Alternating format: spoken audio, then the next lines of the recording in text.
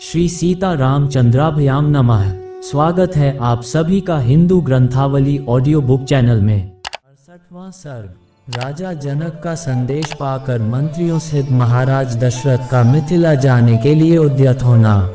राजा जनक की आज्ञा पाकर उनके दूत अयोध्या के लिए प्रस्थित हुए।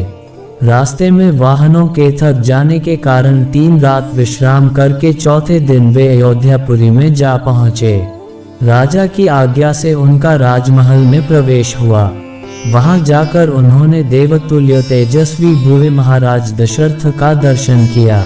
उन सभी दूतों ने दोनों हाथ जोड़ निर्भय हो राजा से मधुर वाणी में यह विनययुक्त बात कही, महाराज मिथिलापति राजा जनक ने अग्निहोत्र की अग्नि को सामने रखकर स्नेहयुक्त मधुर वाणी में सेवकों सहित आपका तथा आपके उपाध्याय और पुरोहितों का बारंबार कुशल मंगल पूछा है।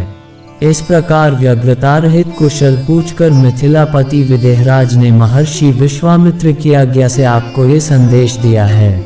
राजन, आपको मेरी पहले की हुई प्रतिज्ञा का हाल मालूम होगा। मैंने अपनी पुत्री के विवाह के लिए पराक्रम का ही शुल्क नियत किया था। उसे सुनकर कितने ही राजा अमर्ष में भरे हुए आए, किंतु यहाँ पराक्रमहीन सिद्ध हुए और विमुख होकर घर लौट गए। नरेश्वर, मेरी इस कन्या को विश्वामित्र जी के साथ अकस्मात घूमते फिरते आए हुए आपके पुत्र श्री राम ने अपने पराक्रम से जीत लिया है। महाबाहो, महात्मा श्री राम ने महान जन समुदाय के मध्य मेरे यहाँ रखे हुए रत्न स्वरूप दिव्य धनुष को बीच से तोड़ डाला है। अतः मैं इन महात्मा श्री रामचंद्र जी को अपनी वीर्यशूलिका कन्या सीता प्रदान करूँगा। ऐसा करके मैं अपनी प्रतिज्ञा से पार होना चाहता हूँ। आप इसके लिए मुझे आज्ञा देने की कृपा करें। महाराज, आप अपने गुरु एवं पुरोहित के साथ यहाँ शीघ्र पधारें और अपने दोनों पुत्र रघुकुलभूषण श्री राम और लक्ष्मण को देखें। आपका भला हो। राजेंद्र, यहाँ पधार कर आप मेरी प्रतिज्ञा पूर्ण करें। यहाँ आने से आपको अपने दोनों पुत्रों के विवाह जनित आनंद की प्राप्ति होगी। राजन, इस तरह विदेहराज ने आपके पास यह मधुर संदेश भेजा था। इसके लिए उन्हें विश्वामित्र जी की आज्ञा और शतानंद जी की सम्मति भी प्राप्त हो गई थी। संदेशवाहक मंत्रियों का ये वचन सुनकर राजा दशरथ बड़े प्रसन्न हुए।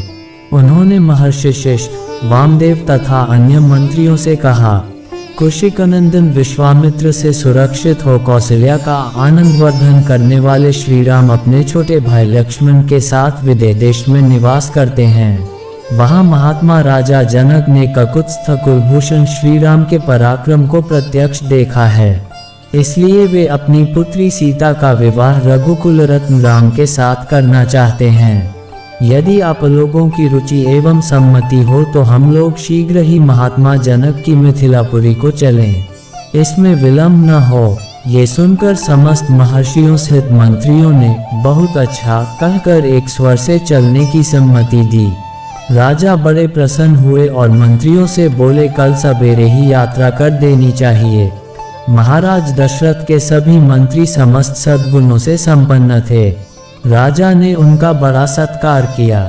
अतः बारात चलने की बात सुनकर उन्होंने बड़े आनंद से वह रात्रि व्यतीत की। इस प्रकार श्री वाल्मीकि निर्मित आर्ष रामायण आदि काव्य के बालकांड में 68वां सर्ग पूरा हुआ। 68।